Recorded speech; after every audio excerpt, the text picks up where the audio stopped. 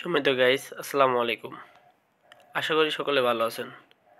তো গাইস, দেখতে পাচ্ছেন যে আমি আজ একটি ফ্রিজের নন ফ্রোস্ট ফ্রিজ ডাবল ডোর, যেগুলো আলমারি সিস্টেম, তো এটা ইনভার্টার ফ্রিজ। তো এই ফ্রিজের একটি মোটর প্রবলেম, সেই মোটর প্রবলেমটা নিয়ে আমি আপনাদের সামনে হাজির হয়েছি। তো আমি যে সমস্যাটার মধ্যে পড়েছি, এই সমস্যাটার মধ্যে যদি আপনারাও পড়ে থাকেন কাজের ক্ষেত্রে, তো এটা আপনারা কিভাবে সলভ করবেন। তো এটা একটা ক্রিটিক্যাল সমস্যা। এগুলো যারা পুরাতন লোক তারাও আর কি করতে গিয়ে হিমশিম খাবেন। তো এগুলো যদি জানা না থাকে তাহলে আমার এই ভিডিওটি দেখে পুরোপুরি জেনে নিন। আর গাইস, এটা আমি অনেক ভাবনা চিন্তা করেই কিন্তু এটা আমি বের করেছি। এটার প্রবলেমটা আপনারা দেখতে পাচ্ছেন, মোটরটা থামতেছে আবার চলতেছে, থামতেছে আবার চলতেছে, মানে টানা যেটা স্পিড দিবে সেই স্পিডটা কিন্তু নাই। তো দেখুন, আপনারা একটু সাউন্ডটাও যদি একটু শুনেন তো সেক্ষেত্রেও আপনারা বুঝতে পারবেন যে চলে আবার থামে, চলে আবার থামে।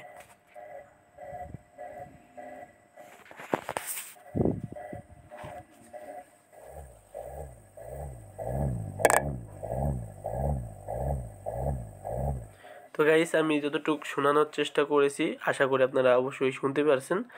আর যদিও না শুনে থাকেন তো আমি যেটা মুখে বলতেছি সেটাই আপনাদের মেনে নিতে হবে। যেটা কিন্তু থামতেছে আবার চলতেছে, থামতেছে আবার চলতেছে, যে টানা যে একটা স্পিড থাকার কথা সেটা কিন্তু নাই, এই মোটরটাতে নাই। তো আমি মোটরটার ব্যাক সাইড খুলছিলাম, তো এটা কিন্তু এই ব্যাক সাইডটা এখানে একটা স্ক্রুড্রাইভার বা টেস্টারতে চার দিলে খুলে যাবে।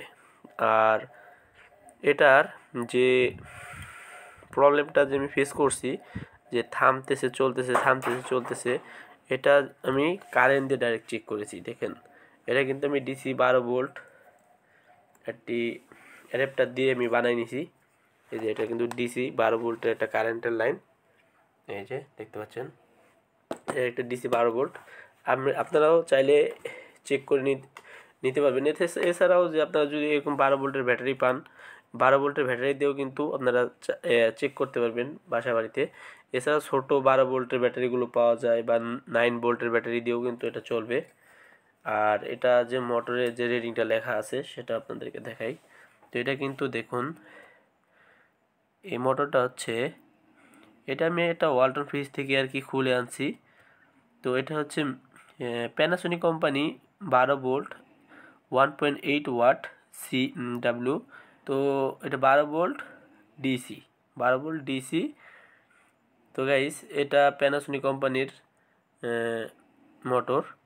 তো এটা যে ফলটা করতেছিল সেটা হচ্ছে মোটরটা থামে আবার চলে, থামে আবার চলে, মানে টানা যেটা স্পিড যাকে বলে, এই স্পিডটা কিন্তু নাই মোটরটায়। তো এটা আমি যদি দেখুন, আমি এটা যে কারেন্টের যে লাইনটা আছে সেটা আমি খুলে দিলাম, সেটা আমি খুলে আমি এটা ব্যাটারিতে দেব। তো যখন আমি এটা ব্যাটারিতে দেই সেই ক্ষেত্রে কিন্তু এটার স্পিড হাই স্পিড দেখাবে, মানে স্পিড ঠিক আছে, মানে ফুলফিল ঠিক আছে, খুব জোরে সোরে ঘুরবে। কিন্তু আমার কারেন্টে দিলে যেহেতু আমার ফ্রিজটা ভিতরে কারেন্ট ট্রান্সফর্মার হয়ে চলবে, আমার ব্যাটারি থাকবে না। তো আমার কারেন্ট দিয়ে আর কি এটা পরীক্ষা করে দেখাবো। এছাড়া দেখুন, আমি যদি এখানে দিই মানে ব্যাটারিতে দিই তাহলে কিন্তু আমার স্পিডটা ঠিক দেখাচ্ছে, কিন্তু আমি কারেন্টে দিলে খুবই বাজে দেখাচ্ছে, মানে এরকম চলতেছে। তো আমি 12 ভোল্টে দিলে আমার যে ফ্যানটা আছে, দেখুন আমি এটা 12 ভোল্টে দিলে আমার ফ্যানটা কিন্তু ফুল স্পিডে চলতেছে, এবং কি স্পিডও বেশি, কোনো থামাথামি নাই, খুব স্পিডে চলতেছে।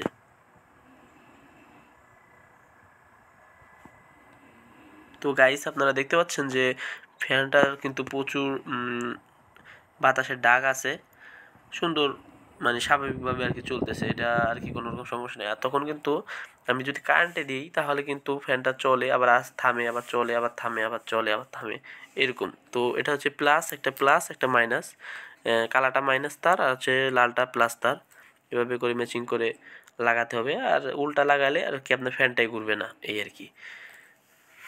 তো গাইস, আপনারা দেখুন আমি আবার ডিসিতে দিয়েছি। তো ডিসিতে মানে আমি কারেন্টে দিছি আর কি, ডিসি কারেন্টে যে ট্রান্সফর্মার থাকে সেটাই দিছি। তো ফ্রিজে যখন লাগানো ছিল এই যে এরকম চলে আবার থামে, চলে আবার থামে, মানে কোনো স্পিডই নেই, এভাবে আর কি প্রবলেম করতেছে। তো যেহেতু আমার পিসিবি থেকে এরকম কারেন্ট ডিসি হয়ে বের হয়, সেখানে আমার কোনো ব্যাটারি চার্জিং সিস্টেম থাকে না বা ব্যাটারি থেকে চলার মতো কোনো পজিশন নাই ফ্রিজে। তো আপনারা এটা কিভাবে সলভ করবেন বা কিভাবে এটা ঠিক করবেন?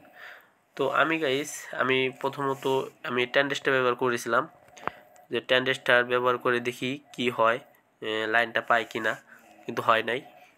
তো আপনাদের আমার এই ভিডিওটা যারা ভাইয়েরা আমার ফ্রিজের টেকনিশিয়ানে কাজ করেন তাদের জন্য খুবই গুরুত্বপূর্ণ একটি ভিডিও।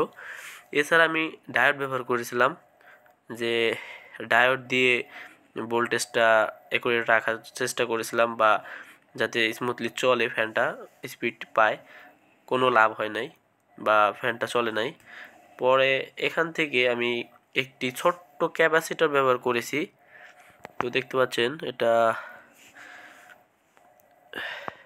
একদম ছোট্ট ক্যাপাসিটর, 10 মাইক্রোফ্যারাডের, দেখেন 10 FU 63 ভোল্ট, একদমই ছোট্ট একটি ক্যাপাসিটর। তো এটা আমি এইরকম একটা নষ্ট সার্কিট থেকে খুলেছি। তো আপনার এরকম ছোটোখাটো যে কোনো ক্যাপাসিটর হলেই হবে, বাট দেখতে হবে মাইক্রোফ্যাটটা যাতে একটু কম থাকে, মাইক্রোফ্যাট বেশি থাকলে ফ্যানের স্পিডটা কিন্তু বেড়ে যাবে। তো এই সাধারণ একটা ক্যাপাসিটর ব্যবহার করে কিন্তু আপনার ফ্যানটা আপনি কারেন্ট দিয়ে কিন্তু মানে কারেন্টের যে বোল্টটা থাকে সেটা দিয়ে কিন্তু আপনারা পারফেক্টলি স্পিডে ঘোরাতে পারবেন। সেটা কিভাবে আমি আপনাদেরকে এটাও দেখাই দেবো। এটা আপনারা প্লাসে প্লাস লাগাবেন। তো এটা দেখুন, এখানে দেখুন, এখানে আমি আমার ক্যামেরাটা একটু ঝাপসা ঝাপসা আসতেছে, ক্লিয়ারলি দেখাতে পাচ্ছি না। তো দেখুন এখানে দেখুন মাইনাস, এই যে মাইনাস কালো সাইড থাকতে পারে অথবা এরকম সাদা থাকতে পারে, যেটাই থাকুক না কেন এরকম মাইনাস চিহ্ন দেওয়া থাকবে। মাইনাস সাইড দিবেন আপনার মোটরের মাইনাস তারে, এবং কি প্লাস সাইডটা, এই যে সাইডে প্লাস সাইডে কোনো কিছুই নাই, এই যে প্লাস সাইডে কিন্তু একদমই ফাঁকা, এই যে প্লাস সাইডটা একদম ফাঁকা ফ্রেশ থাকবো, আর মাইনাস সাইডটা এরকম দাগ দেওয়া থাকবো। আর প্লাস সাইডটা আপনার প্লাস তারে দিয়ে দিলে দেখবেন চমক একদম আগের মতো হয়ে যাবে। তো আমি গাইস যেহেতু আমি এখান থেকে করতেছি, তো সেটা আমি এখন দিয়ে দেখাই আপনাদের, একটু কষ্ট করে হলেও দেখাবো। তো গাইস আমি এখান থেকেই দেওয়ার চেষ্টা করব। এখানে যে তোমার এইটা আছে, আমার পিনের তারটা অনেক ছোট, তো আমি এটা অনেক ঘাটাঘাটি করে মাথা খাটিয়ে গাইস আপনাদের জন্য বের করেছি এই সিস্টেমটা। আপনাদের যদি ভিডিওটি ভালো লেগে থাকে তাহলে অবশ্যই চ্যানেলটি সাবস্ক্রাইব করে রাখবেন। তো গাইস এখন রাত প্রায় 2টো বাজে গেছে, সারাদিন ডিউটি করে সে ভিডিও বানাচ্ছে আপনাদের জন্য। তো দেখুন লাগাতে কষ্ট হয়ে যাচ্ছে।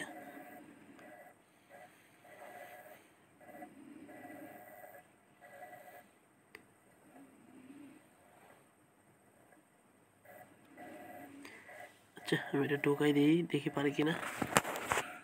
তো সম্মানিত গাইস, আমার প্লাস সাইডটা এই সাইডে প্লাস, এই তারটা লাল তারটা এই সাইডে লাগানো আছে আর মাইনাস তারটা ওই সাইডে লাগানো আছে।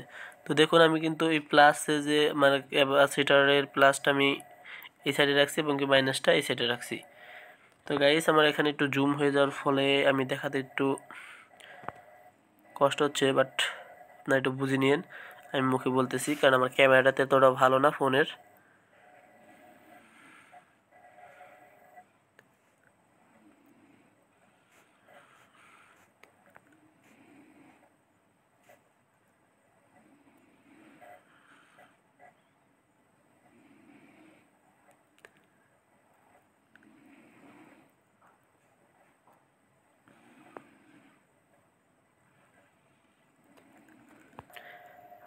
তো গাইস দেখতে পাচ্ছেন যে এখন কিন্তু কোনো রকম বাইরে বেরিয়ে হচ্ছে না, সুন্দর মতো স্মুথলি আমার ফ্যানটি চলতেছে এবং কি স্পিডটা কিন্তু আগের চেয়ে একটু বাড়তি।